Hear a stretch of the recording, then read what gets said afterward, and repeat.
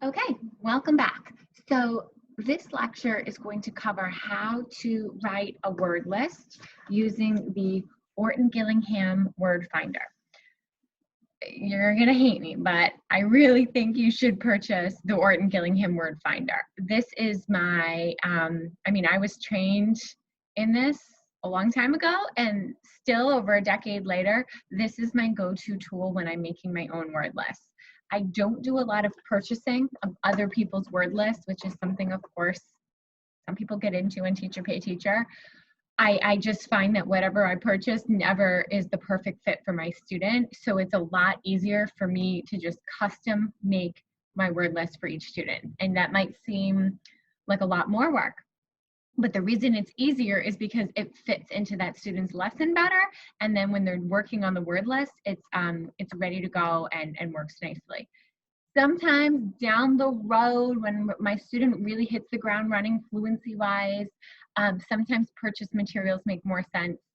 But in the early days, the first 50 lessons, and by early days, I mean like a better part of a year, things have to be so individualized that it's better just to do it yourself. But who can just come up with all these word lists off the top of their head? So this has been my favorite go-to thing because it matches the scope and sequence that we use more or less. Let me show you what I mean.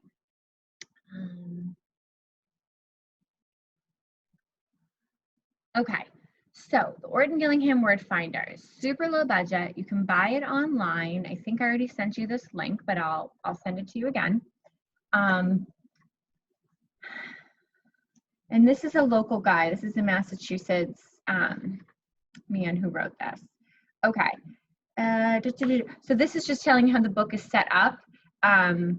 He does have some things. Well, I'll flip to it because there's actually a lot of really great content knowledge and little doodads sprinkled through. So level 1 matches with our level 1 scope and sequence on the on our scope and sequence. We've got level 2, and see how it tells you exactly which phonogram card, which page to find it on. Level 3, 4, and 5. Okay, so let's zoom in on level 1 because a lot of your students will be starting there with you this fall. So get that focus for you. Okay, so group 1, group 2, you don't have to pay too much attention to that, but sometimes if you're looking for one group of consonant, like if you want to, when I was trained in OG, they taught us to work on these consonants first. And so see, notice how the B and the D are separated. So they really worked on the B for a while before we added the D in. And then they only have 2 vowels, short A and short I there. So that's fine. I didn't end up, I don't usually follow that, but okay, so there is a little piece of cardstock here to show you where the level starts. And then ignore the sight words. Ignore the sight words on your scope and sequence as well, or the learned words or whatever. We're going to talk about that later in a seminar. Okay, so here we have it. If we really are just starting with a very few consonants, it's giving us this very limited short A category. So this is for group 1. So if we were going to use that super short list of consonants, that's what this is. I'm not so worried about that. Normally when I assess kids, unless they're a kindergartner, but you'll be working with first grade and up, the students often know most of their consonants, and there's only a few consonants that I identify as them being weak with during the assessment. And that's usually something like B and D, G and J, and then the less frequent letters like H or Y or Z or sometimes W, like things like that. So there's the frequent flyers that cause issues, and those are the ones I usually hold back to save for a direct lesson, but the rest of the consonants I often throw in. CBD, if you're working with a kindergartner, no, sometimes that's not the case. Okay, now this particular page has a ton to tell you. So it's also telling you that about the am and an sounds right there. It's giving you a little reminder about voiced and unvoiced consonants, the continuant or to the stop. This is all stuff that we've talked about. This is all stuff that you know about from your Bursch and your Motes book. Also just telling you why we even use these keyboards and what's the point of them. Okay. Then on the next page, this is what I tend to use because now this is short A with like all the vowels. And look how it has them in word families. So if you're working with a student and going really slow and having to introduce things in word families, then you already have them organized. Or if you want your word list to be scrambled, you can do that as well. And then we have I-H-E-A. Short O, short U. Now notice how this is controlled. There are no blends.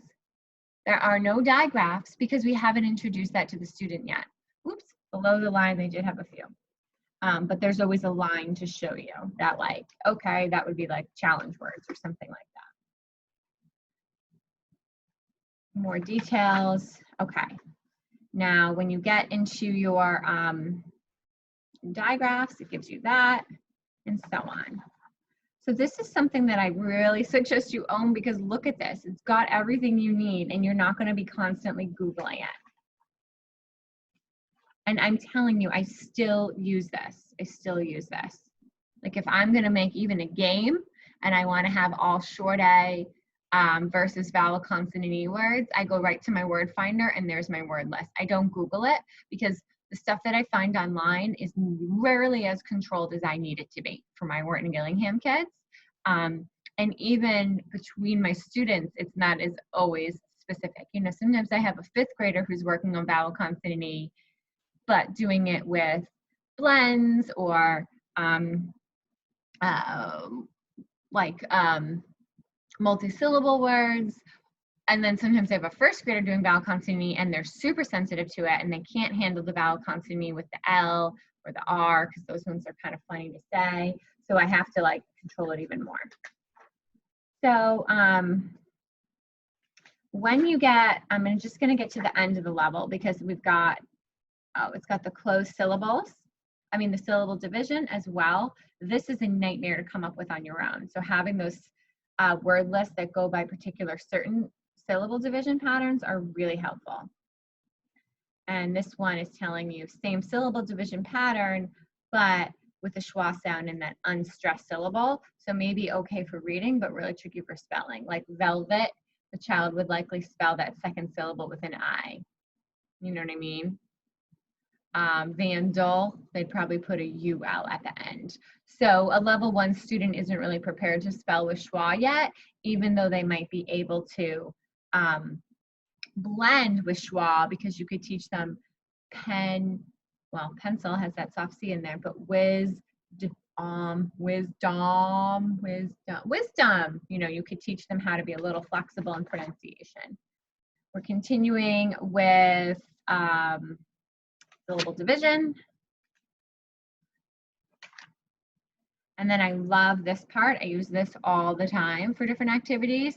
They have words that are closed versus vowel consonant E, but it's all real words. So helpful. All these different things. Syllable division with the double letter in the middle. And then this is for advanced students, so they even add in this piece where that you can change the accent on it. So you divide it, combat and combat, things like that, which is so great. Syllable, suffix, S, etc. And then level 2. And like when you introduce all these funky things in level 2, they're going to give you the little content knowledge piece down there. All right. So then the next question is, well, what exactly are we using this thing for? So on your Wharton Gillingham lesson plan, you're going to have a review words on every lesson. Let me show you how many lesson plans available. Okay. And actually, the lesson plan I'm grabbing, this is actually the new word list because with a lot of my students, I do something else for review words. But for your training, you're going to be having on your lesson plan, pretend that says review words. This will be a review word list. This is a very lengthy one. Yours probably would not often be this long, but Notice all the little notes that I wrote. So for pal, she said pale. For gag, she said gab. Jab, she said jag. And then any row that she went through, I put a little check plus. For the sentences, I did checks. I circled things that she made errors with. Asked for help on al and lab. Willingly whisper read and rehearsed. Labored, but mostly accurate. So this is what it will look like on your lesson plan. Let's see what else I have.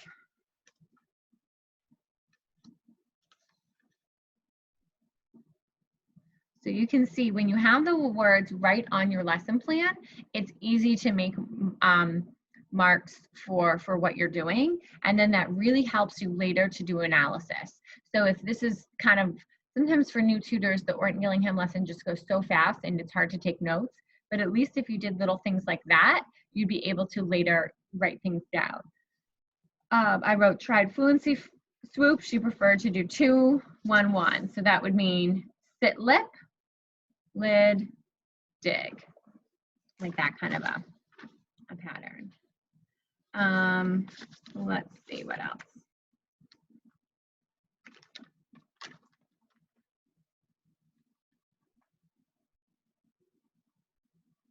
Again, that's how it's set up on my lesson plan. Now, every now and then I do games for review words instead. If we've got some headway and I know that they're doing a really nice job, there are other ways to practice our review words. The thing is, you don't want your lesson to turn into game time. So once you have really, really good tight routines and nice analysis happening with your students, then it's okay to do a review activity that's more in a game form. And that's kind of fun because that helps with engagement, of course, but you don't want your lesson to be all about phonics games, because the point of you doing this tutoring is to systematically intervene and remediate. So if you're just playing games, that's actually not direct teaching. So I only introduce like little word games like that when I know it's just truly deep review. Your word list on the student end can be something like this. So you can be printing something out so that the student is able to mark it up on the page. Now, if you're online, of course, you might choose to, you could print it out and you could mark it up under the dot cam, or you can put it on the slide and the student reads it off the slide. So I should probably get that open as well. Let me just, well, I'll get to that in a second. Okay. So building your word list. So let me grab a paper and we'll actually do it live together.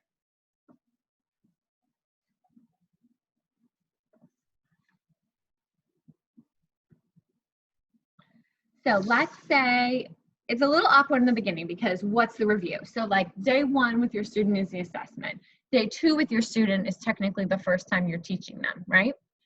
You might not actually have anything in the review words that day, and that's fine, because the time that you'll save from not doing that step will be used to build a relationship with them, explain some of the other routines that might be more awkward or new to them. Okay, so in the old days, this is how I used to make my word list. I used to do review words written right on the paper. I would put some sight words here, my new words, and my new sentence. And this is what we would mark up and read during the lesson. Then I started tutoring so many students, and year after year, I've been doing this for years. So instead, I ended up typing up templates to use. And that way I would have like my go-to word list that I could like kind of copy and paste from depending on my student. But that's fine. Let me just show you how to do this organically. So let's pretend that my student, I'm going to jump in. I don't want to practice writing like a short A word list because that's like pretty limiting. I want to pretend that my student has already learned all the short vowels with me and all the digraphs. And we did L blends yesterday. Okay, so that's as far as we've gotten. Let's pretend they're right there. So that means everything earlier on the scope and sequence is fair game.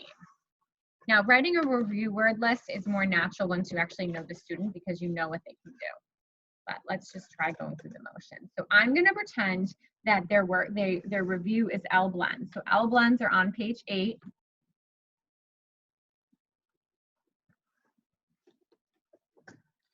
So I'm going to look here. I guess I can go like that so you can see it.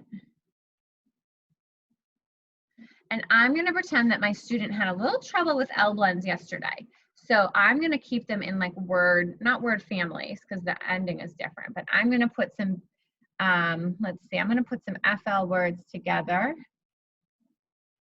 Flag, flap, fled, flat.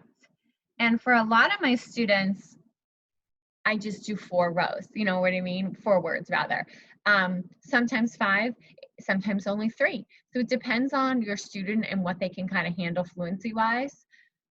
How many you put? So if you did it, I wouldn't scribble like that, but if you wanted to remake a template that suited you and have the right amount of words and spacing that would be fine. All right, now I'm gonna do some PL words. So I'm looking right here. I'm gonna do plan, plum,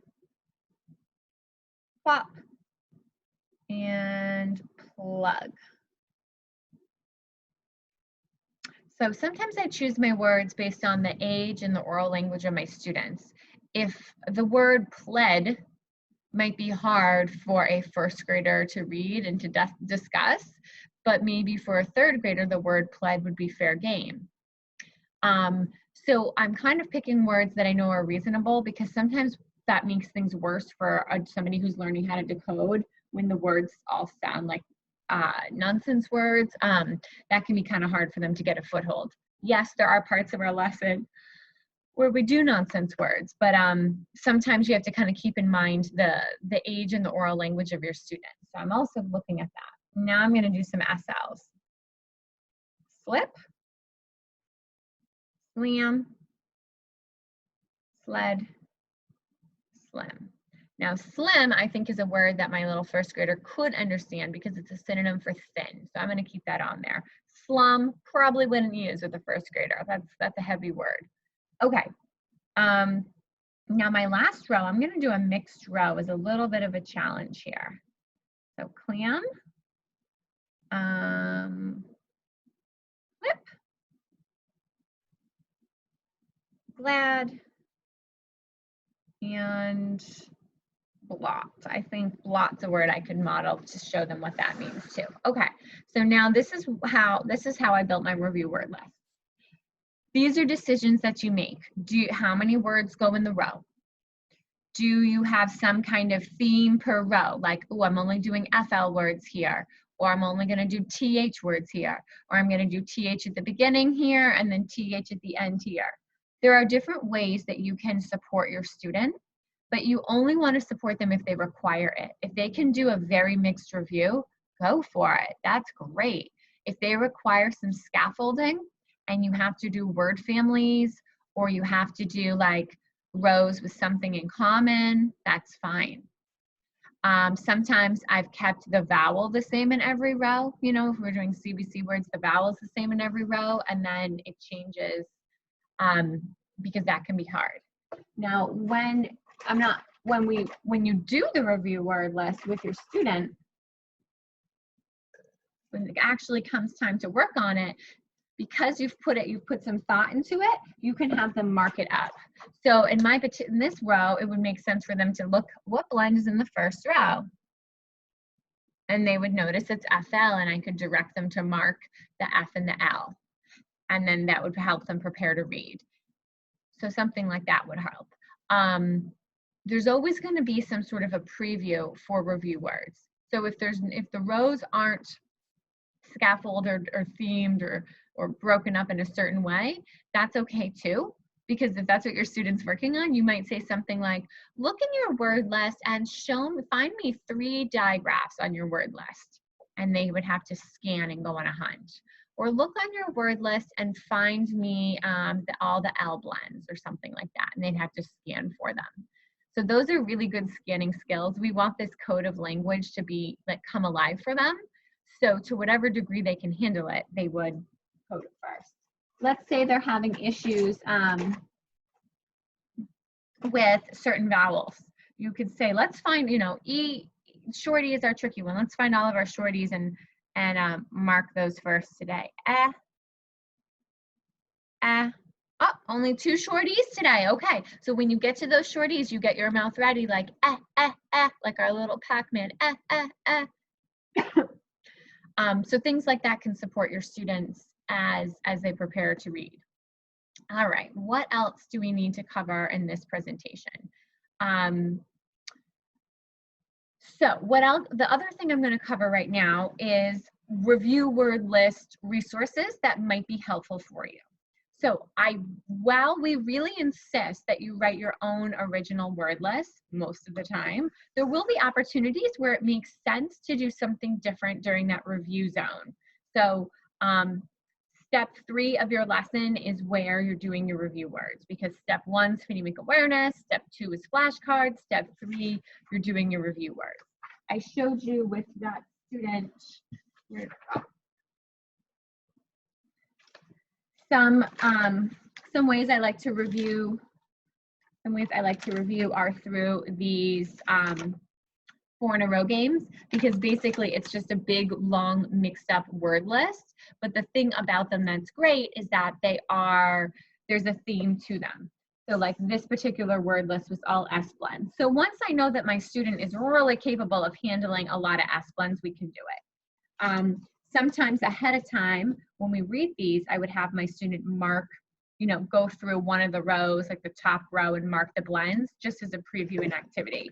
But I would only introduce a game style review word list if I knew they were probably going to be able to read these words semi-automatically. If they're going to be struggling word by word, maybe this wouldn't be the right choice. Another favorite is this one, color the chunk. This is so smart. I love this activity. You could definitely make your own if you found, if you used a font like that. So this is another activity I use, and the only problem is sometimes it's not as controlled as I liked it to be. So you can see I drew a line here because my student wasn't doing, down here there were blends mixed in and vowel teams, and that was not as controlled for my students. So I just divided the page in half, and we highlighted the TH first. We noticed how it could come at the beginning or the end, and then we read it, and that was our review activity. Let me show you where you can find some trustworthy materials to support review list making. I'm going to put those on the .cam for you too, so you can take a look. Okay. These ones are in Teacher Pay Teacher, and they're really good for Orton Gillingham specific things. So I'll show you them in a minute. Literacy Nest, OG Mama, Ingalls Tutoring. Oh, there's one I forgot too. Then these ones are online. They have their own website and store. This Reading Mama and the Measured Mom. And the one I forgot on Teacher Pay Teacher, I think it's called Smarter Intervention. So if you want to take a minute to jot those down, this is low budget, huh? Jot those down, and then you can poke around and see what they offer you for resources later. Okay, let me just give you the quick preview of those. Whoops, hold on. Gotta hit share screen. Okay. So, okay, the first one I'm starting with is Ingalls Tutoring. I actually don't own anything from her because I try not to buy so much stuff. I try to make what I can. She would have, what she makes is very trustworthy. So this is an absolutely fine thing. You are not allowed to buy lessons online and use those in your Orton Gillingham training at all, no way. But if there are materials like word lists, games, and decodable passages, that is of course okay to use. The Literacy Nest is another one. So this would be Emily Gibbons. All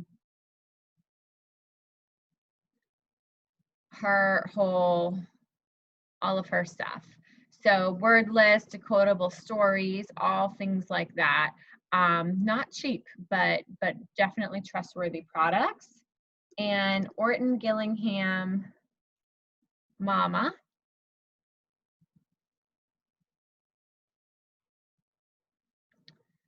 Could look through her stuff.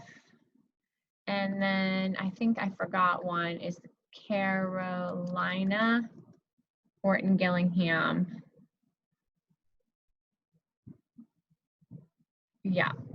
So I think she just rebranded. I think she had a different name before. But anyways, that would be stuff, those would be things to look into. Now, in terms of like those more fun things, so the Measured Mom,